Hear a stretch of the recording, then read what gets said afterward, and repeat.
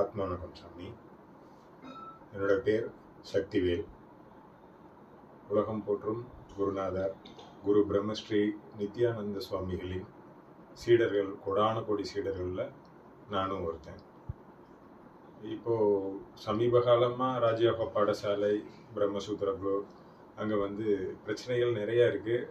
நம்ம அங்கே இருக்கக்கூடிய எல்லாருமே நம்ம கேள்விப்பட்டுக்கிட்டே இருக்கிறோம். இருந்தும் போராட்டங்களுக்கு நடுவில் ஆசிரமம் குரு விரும்பின மாதிரி தொடர்ந்து நடந்துக்கிட்டே இருக்கு. இப்போ சமீபமாக நம்ம ஆசிரமத்தில் இருந்த சிவகுமார் அப்படிங்கிற ஒரு சீடர் ஒரு பதிவை போட்டிருந்தார். அவர் இந்த மாதிரி பழைய சீடர்கள் எல்லாருமே பிரச்சனையை உருவாக்கிக்கிட்டு அதை அவங்கள சேர விடாமல் தடுக்கிற மாதிரி அவர் ஒரு பதிவை போட்டிருந்தார்.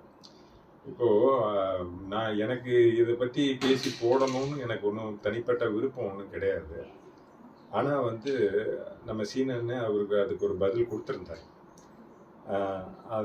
அந்த பதிலுக்கு கரெக்டு. அந்த அண்ணன் சொன்ன விஷயங்கள் எல்லாமே கரெக்டு. இதை பழைய சீடர்களை பற்றி சிவகுமார் பேசாத இருந்தால் நான் இன்னைக்கு பேச போகிறதே கிடையாது. இன்னைக்கு தேவையில்லாமல் அவர் அதை ஒரு பெரிய இஷ்யூவாக பழைய சீடர்கள் இருக்கிற மாதிரி பேசி இருந்ததுனால, ஐயா கூட நானும் அந்த பாக்கியம் கூட இருந்த பழைய சீடர்களில் ஒருத்தராக இருக்கிறதால இந்த பதிவை நாங்கள் இன்னைக்கு கொஞ்சம் ஷார்ட் அண்ட் சிம்பிளாக கொடுத்துடலான்னு நினைக்கிறேன். சரியா? அவர் சிவகுமார் ஐயா சொல்கிறாங்க, இந்த மாதிரி பழைய சீடர்கள் இப்போ ஆசிரம நிர்வாகம் பண்ண வேண்டிய 2 குரு மொத்தமாக பண்ண வேண்டியவங்க 2ஆக பிரிஞ்சு இருக்கிறதுனால இவங்களுக்கும் அவங்களுக்கும் பழைய சீடர்கள் இந்த அட்மினிஸ்ட்ரேட்டர்ஸை ரூல் பண்ணி கெடுத்துக்கிட்டு இருக்கிற மாதிரி சொல்லியிருந்தார். இப்போது இப்போ ஏன் 2 தரப்பு ஆனதுக்கு முதல்ல ஒரு காரணம் வேணும்ல. முதல்ல ஆசிரமம் 2ஆக போய் நிற்கிறதுக்கே ஒரு காரணம் வேணும். அது ஏன் 2ஆக போய் நிற்கணும்? அப்படி 2ஆக போய் நிற்கும்போது எல்லாது கூடயும் போய் சேர்ற மாதிரி சேர்ந்துட்டு அது அவங்களையே கெடுத்துக்கிட்டு இருக்கிற மாதிரி விஷயங்கள்லாம் பண்ணுறதுக்கு யாரும் இல்லை. இந்த 2ஆக பிரிஞ்சதுக்கு காரணமே என் குருநாதர் ஒரு வில்லு ஒன்று எழுதி வச்சிருந்தார். அதில் 5 பேர் சேர்ந்து ஆசிரமத்தை நிர்வாகம் பண்ணணும். அந்த 5 பேர் ஒரு பிரம்மஸ்ரீ தியாகு, 2வது பிரம்மஸ்ரீ ஜீவா, 3வது பாஸ்கர், அடுத்து பிரம்மஸ்ரீ ஸ்ரீனிவாசன் அண்ணன், அடுத்து பிரம்மஸ்ரீ எத்திராஜையா. இவங்க 5 பேரும் இப்போ நான் உங்களோட கொஞ்சம் க்ளோஸாக எல்லோரும் கூட பழகி இருக்கிறதால நான் அண்ணன் தான் கூப்பிட்டு இருந்திருக்கிறோம். அதனால நான் சில இடங்கள்ல அண்ணன் சொல்கிறது உண்டு. நியாயமாக அவங்க எல்லாருமே இப்போ ஒரு குருவாக இருந்து எல்லாரையும் வழி நடத்திக்கிட்டு இருக்கிறாங்க. இப்போ இந்த டீம் 2ஆக போனதுக்கு ஏபின்னு 2ஆக போயிருக்கு. இதுக்கு காரணமே பொருளாதாரம் தான் மெயினாக. என் குருநாதர் வில் எழுதியிருக்கிறார். என்ன எழுதியிருக்கிறார்? இந்த 5 பேரும் சேர்ந்து ஆசிரமத்தை நிர்வாகம் பண்ணணும். இந்த 5 பேருக்குள்ள ஒரு டிஸ்பியூட் வந்தது அப்படின்னா இவங்களுக்கு ஆலோசனை சொல்றதுக்கும் வழி நடத்துறதுக்கும் ஒரு 5 பேரை நிர்ணயம் பண்ணியிருக்கிறார்.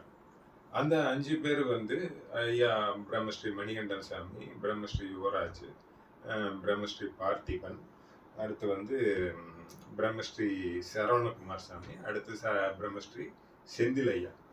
இந்த 5 பேரையும் அதாவது வழிகாட்டுதல் குழு, ஸ்டீரிங் கமிட்டி அப்படிங்கிற பேரில் 5 பேரை வச்சுருந்தார். இப்போ என் குருநாதர் நீங்கள் பழைய புகைப்படங்கள்லாம் பார்த்துருந்தீங்கன்னா ஒரு கையில் ஒரு விரல் காட்டியிருப்பார், இன்னொரு கையில் 5 விரல் காட்டியிருப்பார். இப்படிப்பட்ட புகைப்படங்கள் உண்டு. இன்னைக்கு இந்த 5 கையில் இருக்கக்கூடிய புகைப்படத்தை எடுத்துகிட்டு இந்த ஒரு கையில் இப்படி இருக்கிற மாதிரி மட்டும் ஒன்றை மட்டும் காட்டுற மாதிரி காலண்டர்ல எல்லாம் போடுறாங்க. அப்போ இது ஏன் அவர் இன்னொரு கையும் காட்டாதே போயிட்டு இருக்கலாமே? 2 கையும் காட்டுறாரு. அதுக்கு அர்த்தம் என்ன அப்படின்னா, இறைவன் ஒருவன், மனிதன் 5ஆ இருந்து செயல்படுறான் அப்படின்ட்டு. இப்போ குருநாதர் நமக்கு இறைவனுடைய அம்சம். இறைவன் நம்மளோட நேரடியாக பேச முடியாத விஷயங்களை குருநாதர் மூலியமா அந்த உலகத்துக்கே தன் இறைவனை பற்றின மனிதன் போகும் ஆன்மீக பயணம் சிறக்கணும் அப்படிங்கிறதுக்காக ஒவ்வொரு காலகட்டங்கள்லையும் ஒவ்வொரு மகான்கள் உபதேசங்களையும் அருளுரைகளையும் கொடுத்துக்கிட்டு இருக்கிறாங்க. அப்படி நம்ம குருநாதர் இந்த தலைமுறையில் நமக்கு கிடைச்ச ஒரு அரும் பெரும் பொக்கிஷம். அதை கொண்டாடுற விதமா உலகத்தில் உள்ள எவ்வளவோ சீடர்கள் அதுக்கு நிறைய ஐயாவுடைய வளர்ச்சி, அந்த ஆசிரமத்துடைய வளர்ச்சிக்கும் ஐயாவுடைய நினைவுகளை மெய்ப்பட வைக்கிறதுக்காக பலவிதமான பொருளாதார உதவிகளையும் பலவிதமான சப்போர்ட்டையும் ஐயாவுக்கு வந்து கோடான கோடி சீடர்கள் கொடுத்துருக்குறாங்க. அப்படி வளர்ந்து வந்தது தான் இந்த ஆசிரமம். சரிங்களா? இப்போ ஐயா வந்து 2ஆ காட்டிட்டு போயிட்டார். இதை காட்டி வில் எழுதியிருக்கிறார். இது பிரகாரம் தான் நம்ம நடக்கணும். இப்போ ஐயா வந்து ஒருத்தரா இருந்தார். இங்க நான் சொல்ல வர்றது என்னன்னா, ஐயா வந்து இறைவனுடைய அம்சம். இறைவனுடைய அம்சமா இருந்து நமக்கு எல்லாத்தையும் கொடுத்தாங்க. அப்ப ஐயாங்கிறவர் ஒருத்தர். ஐயா இதான போது இந்த மாதிரி இருக்கக்கூடிய நிலையில இங்க யாரும் இல்ல, முழுசா வரலன்னு தெரிஞ்சுதான் 5 அப்படின்னு சொல்லி 5 பேரை நிர்ணயம் பண்றாரு. அதுல ஐயாவுக்கு அடுத்து ஐயா கூடவே இருந்த வந்து குடும்ப உறுப்பினர்களையும் முக்கியமான அந்த ஆசிரமத்துடைய வளர்ச்சிக்கு பங்கெடுத்ததுல நான் அந்த குடும்பத்தில இருந்து அப்படியே வரிசையா சொல்லிட்டு வரேன். ஆனா சீனண்ண வந்து அவர் ரொம்ப முக்கியமா எல்லா விஷயங்கள்லயுமே வச்சிருந்திருக்கிறாரு. இப்ப நான் யார் முக்கியம் யாரு முக்கியம் இல்லைன்னு சொல்றதை விட 5 பேரும் சேர்ந்து நடத்தணும் அப்படிங்கிறதையும் சொல்லியிருக்கிறாரு. அதுல வந்து அடுத்த பொறுப்புல குருநாதரா இருக்கிறதுக்கு சீனிவாசன் ஐயா அப்படிங்கிறதையும் வந்து சொல்லியிருக்கிறாரு. சரிங்களா? இப்போ குருநாதரா அதனாலதான் வந்து ஐயாவுடைய மறைவுக்கு அப்புறம் ஐயா சீனிவாசன் ஐயாவை வந்து எல்லாரும் ஒரு மனதா தேர்ந்தெடுத்து ஆசிரமத்துக்கு குருன்னு அடையாளம் காட்டப்படுறதுக்கு ஒருத்தர் வேணும் அப்படிங்கிறதுக்காக எல்லாரும் சேர்ந்து தான் அந்த முடிவை எடுத்து அதை அரங்கேற்றணும். அப்புறம் ஐயாவையே செஞ்சுட்டு இருந்தோம். இதுக்கு இடையில என்ன பிரச்சனை அப்படின்னா பொருளாதாரம் தான் பிரச்சனை. இங்க பணம்ங்கிறது வந்து என்ன ஆயிடுச்சு அப்படின்னா பிரதானமாயிடுச்சு. நிறைய பணம் இருக்கு, இதை யார் கையாளுறது, யார் கையாளக்கூடாது இப்படிங்கிறதுல ஒரு பிரச்சனை. இப்போ ஆசிரமம் 2ஆ போறதுக்கு 2 விதமான மனநிலைகள் வந்துருச்சாங்க. என்ன மனநிலைகள்? ஆசிரமத்துக்கு கொடுத்து வளர்க்கறக்கூடிய குரூப் ஒரு குரூப்பாகவும், ஆசிரமத்துல வந்து இருக்கக்கூடிய பொருளாதார வளங்களை வந்து தன்னுடைய தேவைகளுக்காகவும் பயன்படுத்திக்கிற விதங்கள்ல ஒரு குரூப்பாகவும், அப்படி 2 குரூப்பா ஆசிரமம் போயிடுச்சு. யார் எந்த குரூப்பை சேர்ந்தவங்கன்னு உங்க எல்லாருக்குமே தெரியும். நான் வந்து இவங்க தான் இப்படி இவங்க தான் இப்படின்னு நான் சொல்ல விரும்பல. கோர்ட்ல வந்து வழக்கு நிலுவையில் இருக்கு. அந்த வழக்கு தீர்ற வரைக்கும் நம்ம வந்து இப்போ நம்ம எதையும் பேச வேண்டிய இது இல்லை. ஏன்னா அது எல்லாம் சட்டப்பூர்வமா எல்லாம் நடக்கும்.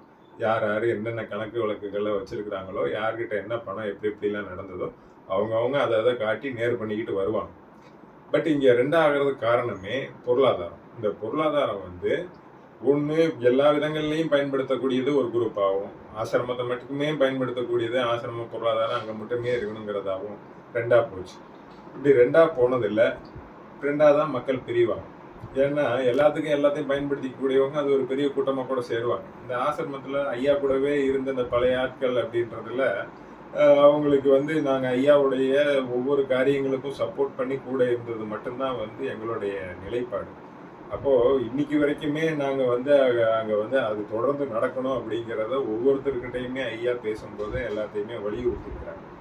ஐயா சிவகுமார் ஐயா போன முறை மணிகண்டன் ஐயா கூட ஒரு வீடியோ எடுக்கும்போது கூட சொல்லியிருந்தார், ஒரு காலத்தில் நான் வந்து 10 ரூபாய் சம்பாதிக்கணும்னா 100 ரூபாய்க்கு உழைச்சி 10 ரூபா சம்பாதிச்சேன், இன்னைக்கு நான் 10 ரூபாய்க்கு உழைச்சி 100 ரூபாய் சம்பாதிக்கிறேன்னு சொல்லியிருந்தார்.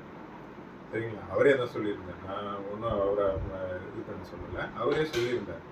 அப்போது அந்த அந்த வளர்ச்சிக்கு உங்களுக்கு யார் காரணம் அப்படின்னா, நீங்கள் தனியாக இருக்கும்போது அப்போ நீங்கள் அப்படி சம்பாதிக்கல. ஐயா கிட்ட வந்து ஐயா கூட சேர்ந்து இப்படிலாம் இருந்ததுக்கப்புறம் நீங்கள் அப்படி சம்பாதிக்க ஆரம்பிச்சிட்டீங்க. நீங்களே தான் சொல்லியிருக்கிறீங்க, ஐயா கூட இருந்து ஐயா பேரை சொல்லி எல்லாரும் சம்பாதிச்சுக்கிட்டு இருக்காங்க அப்படின்றத சொல்கிறீங்க. உங்களுடைய நோக்கம் பொருளாதாரமாக இருக்குது அப்படிங்கிறதுக்கு வந்து நீங்கள் உங்களுடைய வார்த்தைகளுமே ஒரு உதாரணமாக இருக்குது. இதை வெளிப்படையாக யாரும் உங்களை சுட்டி காட்டி யாரும் பேச விரும்பலை. ஆனால் நீங்கள் அந்த நிலைமைக்கு எடுத்துகிட்டு வந்து எல்லாத்தையும் சேர்த்துட்டீங்க. உங்களுக்கு ஏன் இந்த தேவையில்லாத? பழைய சீடர்கள் உங்களை என்ன விதத்தில் உங்களை ஏதாவது தொந்தரவு பண்ணாங்களா?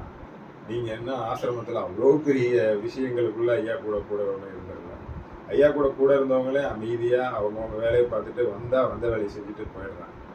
தப்பு எங்கே நடக்குதோ அங்கே அதுக்கான விளைவுகளை அவங்களே அனுபவிக்க வேண்டிய காலகட்டங்கள் எல்லாத்துக்குமே உண்டாகும்.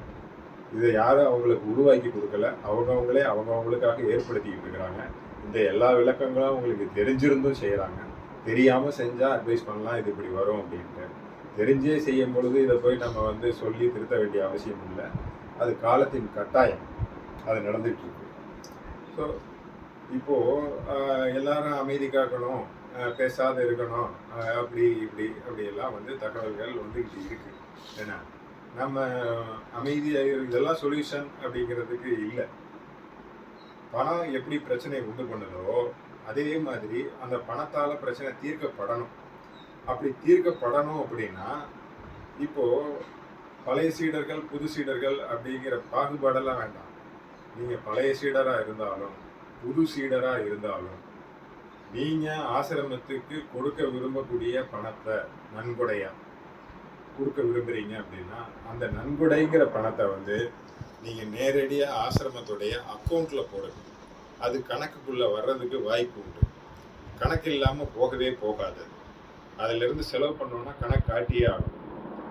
ஒரு காலத்துல ஐயா இருக்கும்போது கோடான கோடியா நன்கொடை கொடுத்தவங்க இருக்கிறாங்க. அது எல்லாமே நன்மையான விஷயங்களா செலவு செய்யப்பட்டது.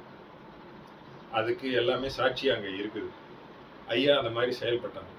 இன்னைக்கு நீங்க நன்கொடைன்னு பேர்ல கொடுக்கக்கூடிய அமௌண்ட்டு கோர்ட்டுக்கும் வக்கீலுக்கும் போலீஸ் ஸ்டேஷனுக்கும் இப்படி எல்லாம் செலவாகுது.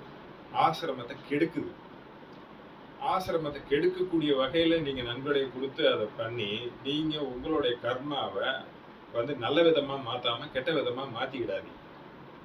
ஏன்னா இப்போ புதுசா வர்றவங்களுக்கு இவ்வளவு தூரம் ஆசிரமா ஐயா பேசுறது எல்லாத்தையும் கேட்பீங்க. கேட்ட உடனே சரி ஓகே நான் அதை பண்றேன் இதை பண்றேன் அப்படின்ட்டு எடுத்து கொடுத்துடுவீங்க. யாராவது ஒருத்தர் ஏதாவது சொல்லும் போது. ஆனா அப்படி செய்யக்கூடாது. ஏன்னா இன்னைக்கு நிலைமை அது மாதிரி இல்லை. எங்கேயோ ஒரு டைரக்டா பணமா எடுத்துட்டு போய் யார் கையிலையும் கொடுக்காதீங்க. அது கெட்ட வழிக்கு செயல்படுறதுக்கு காரணமா அமையுது. நான் இங்கே இன்னைக்கு உங்ககிட்ட பதிவு பண்ணக்கூடிய ஒரே கருத்து இது மட்டும்தான். நான் யாரையும் வந்து பெருசாக வந்து நல்லவங்க கெட்டவங்க இப்படி எல்லாம் சொல்ல வரல. அவங்க செய்யறதுக்கு அவங்கவுங்களுக்கு உண்டு. அதை அவங்கவுங்களே பார்த்துப்பாங்க. ஏன்னா ஆனா பொதுமக்களா ஒரு சீடரா நம்ம செய்ய வேண்டிய காரியம் என்ன அப்படின்னா அனாவசியமா ஏதாவது ஒரு விதத்துல பணத்தை கொடுத்து அதை கெடுக்க வேண்டாம். பணம் தான் இங்க பிரச்சனையாவே இருக்கு. மொத்த பிரச்சனைக்கும் பணமே பிரச்சனையா இருக்கு. ஆசிரமத்துல பணம் இல்லாத இன்னைக்கு யாருமே இல்லை. ஐயா வந்து 10 பேரை வெளியே அனுப்புனாங்க அப்படின்னா வந்துட்டு ஏன் வெளியே அனுப்புனாங்க? அந்த 10 பேர்னால ஆசிரமத்துல ஒரு பிரயோஜனமும் இல்லை. அவங்களுக்குமே அது பிரயோஜனமா இல்லை. அவங்க கலையிலேயாவது வளரணும், இல்ல ஆசிரமத்தையாவது வளர்க்கணும். ரெண்டுக்குமே பிரயோஜனம் இல்லாத ஒருத்தனை வந்து தண்டத்துக்கு கூப்பிட்டு உரைச்சு கத்திக்கிட்டு அவங்க ஒரு நாள் பொழுதுபோக்குறதுக்கு போயிட்டு வர்றதுக்காக இருக்கிற இடம் அது கிடையாது. ஸோ அதனாலதான் இன்னைக்கு அதை பண்ணாங்க. என்ன அதனால எல்லாருக்கும் அதை பண்ணல. அவர் பழைய சீடர்கள் அதுக்கு முன்னாடி இருந்து இருக்கக்கூடியவங்களும் இருக்கிறாங்க, அதுக்கு அப்புறம் வந்தவங்களும் இருக்கிறாங்க. அவங்களுக்கெல்லாம் ஐயா அதை எழுதி கொடுக்கல. சரியா? சும்மா ஏதோ ஒரு விஷயம் தெரிஞ்சிருச்சு அப்படிங்கிறதுக்காக அந்த விஷயத்தை திரிச்சு அப்படி இப்படி எல்லாத்தையும் கோர்த்து உண்மை மாதிரி பேசி உலகத்துல பிரபலம் அடையக்கூடாது. நமக்கு தெரிஞ்சா பேசணும், இல்லை தெரியாத மாதிரி வாய் மூட்டு கம்முன்னு இருக்கணும். எல்லாமே சட்டம் பார்த்துக்கணும். நம்ம ஏன் போய் உங்களுக்கு சட்டம் பார்த்துக்கோம், அதுக்கு மேல எல்லாத்துக்கும் இறைவன் சாட்சியா இருக்கிறேன், இறைவன் பார்த்துக்குவோம். கடவுள் பெயரால குற்றங்களை செய்யாதீங்க. அது வந்து எல்லா விதமான துன்பங்கள் அதுக்கு தீர்வே கிடையாது. நம்ம நாளைக்கு கஷ்டப்படும் பொழுது அதுக்கு தீர்வே இல்லாம போயிடும். இதெல்லாம் தெரிஞ்சிருந்தும் எல்லாருமே எல்லா விதங்களமான செயல்களையும் செய்யறாங்க. அதை வந்து என்னன்னு சொல்லி புரிய வைக்கிறதுன்னு தெரியல. சரி, இப்போ நான் அவ்வளவுதான். என்னுடைய ஒரே முடிவா நான் இதை மட்டும் சொல்லிட்டு இதை முடிச்சுக்கிறேன். யாரும் பணத்தை வந்து தேவையில்லாம வந்து கையில கொடுத்து யாருக்கும் என்கரேஜ் பண்ணாதீங்க. உங்களுக்கு ஆசிரமத்துக்கு செய்ய வேண்டிய காரியம் என்ன? சந்தா கட்டுறீங்க, உபதேசத்துக்கு பணம் கொடுக்குறீங்க, அதை தாண்டி நன்கொடை கொடுக்குறீங்களா? கொடுக்க வேண்டிய காசை வந்து அக்கௌண்ட்ல போடுங்க. யாரும் கையில கொடுத்து எதுலையும் அமரணும். கையில கொடுக்குறீங்களா? ரெசிப்ட் வாங்குங்க. கையில கொடுத்ததுக்கான ரெசிப்ட் வாங்குங்க. அந்த ரெசிப்ட் உங்களுக்கு யூஸ்ஃபுல்லா இருக்கும். அப்போ இது வந்து அக்கௌண்ட்டுக்குள்ள வரும். நீங்க ரெசிப்ட் வாங்கிட்டீங்கன்னா அக்கௌண்ட்டுக்குள்ள வரும். ரெசிப்ட் வாங்கலைன்னா அக்கௌண்ட்டுக்குள்ள வரவே வராது. அதை நான் எந்த செலவுக்கு என்கிட்ட கொடுக்குறீங்க, ஏதாவது ஒரு ஆசிரம காசு இதை வச்சுக்கோங்கன்னு என்கிட்ட கொடுக்குறீங்களா? இதை நான் எந்த செலவு வேணாலும் பண்ணுவேன். கொடுத்தாச்சுன்னா நான் செலவு பண்ணாலும் நீங்க திருப்தியா போயிடுவீங்க. அது தப்பு பண்றது நானா இருக்கும். அப்போ வந்து நீங்க என்கிட்ட கேட்க போறது இல்லை. இது ஒரு நல்ல விஷயத்துக்கு நான் பயன்படுத்தணும்னு நல்லது. அதுவே ஒரு கெட்ட விஷயத்துக்கு பயன்படுத்துறேன் அப்படின்னா வந்து அது எப்படி நன்மை ஆகும்? நன்மை ஆகாது. அப்போ எதால உருவாச்சோ அதாலே அழிஞ்சுக்கிட்டு இருக்கிற மாதிரி இருக்கு இன்னைக்கு நிறைய விஷயங்கள். அதனால ஒரே ஒரு விஷயம், இந்த பழைய சீடர்கள் புது சீடர்கள் இப்படி எல்லாம் இல்லாம ஆசிரமம் சரியா நடக்கணும் அப்படின்னா அதுல இருக்கக்கூடிய கணக்கு வழக்குகள் நேர் பண்ணி தீர்க்கப்படணும். தீர்க்கப்பட்டு எல்லாம் பொதுவா ஆயிடுச்சு அப்படின்னா எல்லாம் சரியாயிடும். அப்படி பொதுவா ஆகணும் அப்படின்னா நம்ம தான் அதை கெடுத்துக்கிட்டு இருக்கிறோம் பணத்தை கொடுத்து. தயவு செய்து பணத்தை அனாவசியமா கையில கொடுத்து கெடுக்காதீங்க. உங்களை கை கூப்பி கேட்டுக்கிறேன். ஐயா சார்பா கேட்டுக்கிறேன். இந்த சேனல்ல எல்லாம் நிறைய ஹேக் பண்ணி அது இது பண்ணி எல்லாம் போயிட்டுருக்கு. அதனால் போடக்கூடிய விஷயங்கள் உங்களுக்கு காலதாமதமாக வர்றதுக்கான வாய்ப்பு இருக்குது. அப்படி காலதாமதமாக வராமல் இருக்கணும் அப்படின்னா வந்து இந்த சேனல்லாம் கொஞ்சம் சப்ஸ்கிரைப் பண்ணி ஷேர் பண்ணி ஐயாவுடைய நிலைகளை எல்லாத்துக்கும் தெரியப்படுத்துங்க. என் சார்பாக நன்றிகளும் வணக்கங்களும்.